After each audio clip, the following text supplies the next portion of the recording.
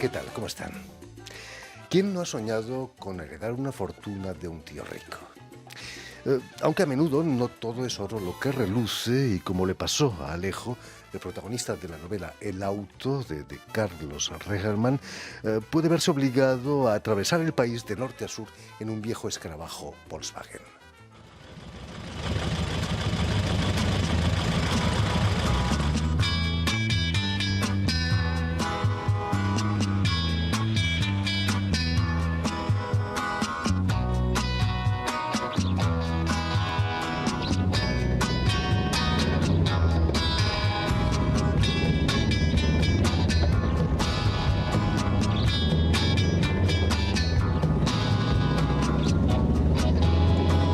Para hablarnos de esta novela de El auto, que acaba de ser traducida aquí en Francia al francés por la editorial Latinoir, y de su trayectoria en el mundo de las letras, Carlos Regerman ha sido tan amable de venir hasta nuestros estudios. Muy buenas tardes, Carlos. Buenas tardes, Jordi. Sobre todo, muchas gracias por haber hecho el esfuerzo de venir. No sé si has venido en auto aquí a nuestros estudios. Sí, hemos venido en auto. Pero no, muchas gracias a ti por la invitación. Un placer. Digamos ante todo que has nacido en Montevideo, la capital de Uruguay, en 1961, y que eres, entre otras cosas, arquitecto. Y cuéntanos, ¿por qué la literatura y el teatro acabaron ganando la partida y dejaste la arquitectura? Me interesa la arquitectura. Quizá no hubiera sido un muy buen arquitecto. Trabajé algunos años como arquitecto, 8 o 10 años, pero es una profesión que exige una dedicación plena. Me parece que para desempeñarse bien hay que dedicarle todo el tiempo mental sobre todo, ¿no? Y para escribir bien también. No sé si Hay que elegir. escribo bien o si fui buen arquitecto, pero la intención era hacerlo bien. Y entonces había que hacer una de las dos. Todas las madres sueñan que sus hijas se casen con un arquitecto, ¿no? Sí. Hay que tenerlo muy claro para dejar quizás, no sé, un arma de seducción, al menos para las madres. Sí, se ve que yo ya estaba casado y entonces no había posibilidades. Tu adolescencia coincide con los años grises de la dictadura. ¿Cómo viviste esos años que llevaron al exilio a miles de uruguayos, sobre todo intelectuales? Y bueno, yo era un niño y adolescente, ¿no? Pero sí, fue un periodo horrible, particularmente feo en mi familia, porque teníamos además dificultades económicas importantes. Entonces, entre que no había libertades y tampoco había dinero, la situación era bastante desagradable. Sin embargo, de alguna manera, yo pude tener una buena educación y digamos que sorteé eso, quizá con una cantidad de traumas, pero con un montón de habilidades también, ¿no? Estudias en la universidad cuando ya la democracia había llegado a Uruguay, Justo ¿no? en el momento, yo entré, en realidad estuve algunos años, yo hice ingeniería antes de hacer arquitectura, estudié media carrera de ingeniería durante la dictadura, ¿no? Y después me pasé a la Facultad de Arquitectura el año en que se terminó la dictadura. Ese fue el año en que empecé a estudiar arquitectura. O sea, Una especie de bocanada de aire fresco. claro, fue todo un momento de mucha efervescencia, de mucho entusiasmo, y muchas ganas de Tú hacer tenías cosas. 23, 24 años, ¿no? Entonces, Claro, yo tenía seguro 24, sí, 23. es la edad perfecta, ¿no?, para llegar a una democracia. Sí, sí, sí, sí. Tu primera obra la estrenas en 1999, una obra de teatro, Ujú. el Congreso de Sexología, en la que 5 sabios presentan ponencias sobre temas referidos al sexo. ¿Por qué nos cuesta tanto hablar de sexo, a pesar de la revolución sexual de los 60, ¿no? Sí, yo no sé, creo que es muy difícil que una tradición de educación y sobre todo de las cosas que se procesan en las casas, cambie nada más que porque haya algunos cambios sociales un poco radicales. No sé, honestamente no sé por qué cuesta tanto. En esa obra en particular, que es una comedia, tampoco se habla de sexo. En realidad es una especie De gancho. de metadiscurso. Son unos sabios que van a hablar, pero ninguno habla realmente de sexo. Hablan de otras cosas, como si los sabios tampoco pudieran hablar de sexo, ¿no? Imagínate. ¿Qué es lo que te lleva al teatro? Quizás contar historias también, como en literatura. En realidad lo que me lleva al teatro es mi compañera, que era directora de teatro, es directora de teatro, es dramaturga también y actriz. Y mi padre escribía teatro, por más que no se hicieron, creo que nunca se estrenó una obra larga de él, pero yo lo veía trabajar, lo veía relacionarse. Mi tío, el dueño del auto, el que después deja en herencia Heredarías. ese auto, era un actor conocido y muy buen actor de teatro independiente en el Uruguay, del teatro circular. Y quizá por eso yo, si bien no estaba cerca de los ambientes de ensayo, de trabajo, estaba cerca de, entendía lo que era escribir y hacer teatro. Y casándome con una actriz y directora, bueno, era natural que ensayara ese camino. Yo antes había empezado a escribir narrativa. Así que fue por eso que empecé con el teatro. Precisamente en el 2008 te van a dar el Premio Nacional de Literatura por un texto teatral, ¿no? Que era Sí, el examen. sí, sí. Eh, Ese es el texto que a mí me parece es el más, o por lo menos el que yo considero que está mejor armado, mejor escrito, ¿no? una obra inspirada en un episodio de la vida de Primo Levi durante su su permanencia Claro. en el campo nazi de Sí, Auschwitz, ¿no? sobre un capítulo de su libro que es El examen, del libro Si esto es un hombre, ¿no? Su libro que, digamos, fue como canónico para contar la vida en Auschwitz, ¿no? A partir de que él escribió ese libro, muchos pudieron empezar a contar su historia, ¿no? Y bueno, y él cuenta un examen que tuvo que dar de química dentro del campo para poder conseguir un mejor trabajo, para sobrevivir. Y fue gracias a eso que sobrevivió. Y yo tomé eso y lo convertí en una cosa un poco más abstracta y estuvo muy interesante la Terrible, experiencia. terrible la situación allí. Sí, algunos decían que no se puede escribir poesía después de lo que pasó en Mm, Auschwitz, mm. pero se debe y se puede escribir teatro, ¿no? Sobre Auschwitz. Sí, yo creo que se puede escribir de todo. Es difícil escribir comedia, ¿no? Pero otros géneros sí. Creo que comedia no estamos, está demasiado cerca de eso todavía como para poder realmente que no haya de contrabando una especie de defensa o justificación, ¿no? Ese mismo año, 2008, escribes tu novela Dodecameron, o la Ujú. publicas. No me vas a decir que no hay sexo tampoco en Dodecameron. No, sí, claro, hay mucho. En realidad en toda mi obra hay mucho sexo. Decamerón es un libro inspirado en el Decamerón y sobre todo en Georges Perec y su vida, modo de empleo, su novela de 100 capítulos que para mí fue un antes y un después. Cuando conocí ese libro, eh, creo que aprendí unas cuantas cosas sobre la escritura, ¿no? En Dodecameron es un homenaje al relato, ¿no? Hay Claro. 140 relatos, no la he podido leer todavía, pero son historias que cuentan 10 personas en un Ahí barco está. Esa es la naufragado. estructura del Decamerón, es decir, es un grupo de personas encerradas en determinado ambiente que cada una cuenta 10 historias a lo largo de 10 noches. Eso sería 100, pero hay 44 más.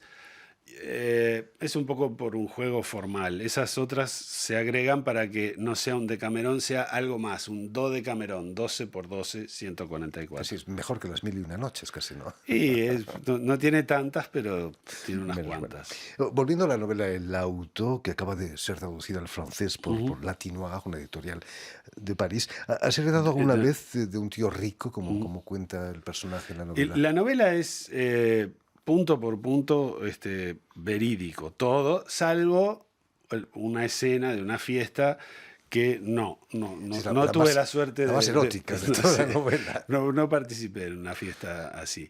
Eh, pero todo lo demás sí, un tío que era muy conservador, digamos, una especie de arpagón que realmente llegaba a ser trágico, no era caricaturesco porque era demasiado. Tenía ese Volkswagen que lo había tenido durante 50 años y tenía, no sé, creo que 30.000 kilómetros. Hecho una cosa Nada. increíble. Tenía todos los detalles de fábrica, la pintura de fábrica y estaba perfecto, perfecto, ¿no? Y sí, esa es la historia, en lo que cuenta Loto es la historia de- de esa herencia, de ese viaje, de traer el auto desde la ciudad donde me lo entregaron hasta Montevideo, ¿no? Alejo es capitalino como Ujú. tú. ¿Qué sensación produce llegar al Uruguay profundo, al norte del país? Sí, lo que pasa es que el Uruguay es tan chico que no sé si tiene profundidad. Es un poco llanito. O sea, Sí, se le dice Uruguay profundo a esas zonas que están un poco lejos de la capital, y efectivamente, pero creo que como en cualquier comunidad, hay lugares donde, bueno, las peculiaridades del lugar parecen extrañas para el capitalino que de pronto está más cerca de las novedades del movimiento del mundo. Ahora creo que eso ha cambiado mucho con la dispersión y la gran penetración que tienen las comunicaciones, ¿no? Pero ¿sentiste esa soledad en los pueblos, donde no hay nadie Sí, en la sí, sí, calle? efectivamente, sí. Hay una escena en el auto en la que el protagonista recorre un pueblo en el que no hay nadie, y eso creo que es bastante común en muchos pueblos del Uruguay. Uno siente que no hay nadie. Está la gente, pero no están en las calles, no hay tampoco servicios, no hay espacios de diversión, quizás, yo qué sé. O es simplemente la vida que prefiere esa gente, ¿no? Es más tranquila, al menos, que Muy Montevideo, tranquila, a ¿no? veces muy tranquila. Alejo escribe en su libreta que un escritor es un individuo al que le gusta sentirse protagonista de una búsqueda personal. Esta novela es la novela de tu búsqueda personal. Bueno, puede ser, sí, pero lo que Bonita pasa es que yo frase. escribí unas cuantas novelas y entonces sí, efectivamente creo que uno cuando escribe en realidad está tratando de formular preguntas y no de encontrar respuestas, porque en realidad las respuestas, si las preguntas están bien hechas, son bastante fáciles de encontrar. El problema es que uno se vive planteando preguntas que de pronto son poco cuidadosas. Uno se hace preguntas y las puede responder, pero no eran las preguntas que había que hacerse. Y sí, escribir es ese proceso, me parece a mí, De búsqueda. sí, sí, creo que sí. ¿Cómo fue recibida la novela? Ha sido editada ya en español hace un par Sí, de años, esta tres. novela se publicó en Montevideo, la publicó Penguin, Random House, y el problema de la recepción es un problema que no sé cómo funciona aquí en Francia, pero en Uruguay por lo menos hay una retracción en la prensa, hay cada vez menos medios de prensa y por consiguiente cada vez menos espacios de cultura y por lo tanto hay menos crítica, hay menos periodistas que puedan vivir de la crítica, no hay, de hecho, y entonces hay muy poca respuesta formalizada en medios de prensa para que uno, cuando produce alguna obra de cualquier tipo, tenga una idea de cómo se recibe. Uno puede tener una idea por los comentarios, por cómo se vende, o por, en fin, no sé, por algún comentario de alguien que es un buen lector en el sentido de que tiene penetración. Pero es muy difícil saber cuál fue la recepción. En todo caso, no una recepción de gran éxito de ventas, porque en Uruguay es muy difícil que ocurra eso porque es un mercado demasiado chico, ¿no? Por eso ahora en Francia probablemente eso cambie, ¿no? Hablando de los problemas de los periodistas que se ocupan de la cultura, tú también eres un hombre de radio, ¿no? Ujú. Tienes un programa que se llama Tormenta de Cerebros, ¿no? Sí, sí. ¿De qué va ese programa? Ese programa surgió como una especie de desprendimiento de otro programa en el que yo participaba con otros dos. eh, yo no sé si periodista, yo no me considero periodista, me parece una profesión que tiene, digamos, unas peculiaridades y exige una especialización y un trabajo muy particular. Yo conduzco un espacio en el que charlo con gente de la cultura. Y el desprendimiento se produjo porque se necesitaba que hubiera un espacio donde se hablara largo. Entonces yo hacía notas de una hora, por ejemplo, con escritores, con pintores, con músicos, en tres bloques, y dedicaba otra hora del programa a algunas columnas de algún especialista en algún tema, ¿no? Eh, y ese fue simplemente digamos, el origen. Y la idea y el lema del programa es un programa de rigurosa inactualidad. Si no nos importa las cosas si son nuevas y si son viejas, lo que nos importa es que lo que haya para decir tenga interés. Si me permites, vamos a hablar de actualidad. Bueno, Este en fin, viernes presentas aquí en París sí, sí. el libro El auto, precisamente en la librería Cariño. Ujú. Qué nombre para una librería, ¿no? Sí, sí, yo no conozco mucho la librería. Me parece que la ñ es clave allí, ¿no? La ñ, como esa letra tan característicamente Del español, española, por supuesto. que bueno, define toda una identidad lingüística, y ese es el espacio de la librería, ¿no? Una especialización en literatura. Tengo entendido que es latinoamericana, ¿verdad? El martes bajas a Lyon para presentarlo también en una librería Sí, leonesa, sí, y el viernes 17, en la localidad de Marcillan, al borde del sí, Mediterráneo. sí. Vas a cruzar Francia en auto, Sí, quizás, y como antes vamos a pasar por Toulouse, en Toulouse, el claro. Instituto Cervantes, también vamos a hacer una Sería ideal presentación. tener el Volkswagen y bajar desde Pero eso París sería fabuloso. en unos días, ¿no? No por autopista, porque la Claro, velocidad... habría que, sí, bueno, en otra época, de pronto en una primavera, ¿no? Eso sería muy lindo. Podemos hacer una gira así, ¿eh? Tienes una última novela publicada que no ha sido traducida todavía. Después del auto que salió, sí, salió otra novela que sí se publicó en Uruguay, que se llama Tesoro, también tiene, digamos, habla del hermano de Estamos Celeste. viendo la portada de Ahí está, Tesoro. Tesoro, sí. Ese sacacorchos era de mi padre, y la historia es de mi padre. Y el Tesoro es un vino, es una caja de vino de la época de la guerra, un vino alemán, aparentemente un vino blanco, que él encontró en un almacén del barrio y lo compró, ¿no? Y cuenta mi vida adolescente con mi padre, ¿no? Es una especie de crónica más que una novela. Después tengo varias otras que están, algunas programadas para salir y otras esperando. ¿Llegaste a descorchar alguna de esas botellas? Sí, sí, de hecho descorchamos algunas cuando yo era adolescente, cuando mi padre las compró. Algunas estaban mal El y blanco otras se guarda estaban muy muy mal. bien. Sí. Es un misterio ese vino, y la idea que teníamos es que se trataba de alguno de los marinos del Graf Spee, que fue ese acorazado que se hundió allá frente a Montevideo en una batalla, en la primera batalla de la Segunda Guerra Mundial. Y algunos de los marinos fueron a Buenos Aires, la mayoría, pero algunos quedaron en Uruguay. Y este era un vino que decía en la etiqueta Riesling. Y en esa época no se ponía la denominación en las etiquetas de los vinos uruguayos. Y era un vino uruguayo, pero era alemán también. Era muy raro. Creemos que fue un marino que se dedicó a la viña y produjo esa partida de vino. Fantástico. En fin, pues ya lo saben. El auto, novela del escritor uruguayo Carlos Regerman, ha sido publicada aquí en Francia por Latinois, y me decías que en español por Random Penguin House. Random House. Penguin.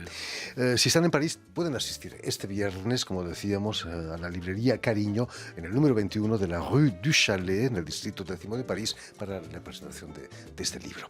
Permíteme también que dé las gracias a Vanessa Loiseau y a Jérémy Besset, quienes se han ocupado de la realización del programa, y también saludar a nuestros telespectadores, porque también los tenemos que nos siguen en toda América Latina gracias a una cadena que se llama UCL, Cadena Unión Continental Latinoamérica, que emite desde Montevideo, ahí en Uruguay, para todo el continente.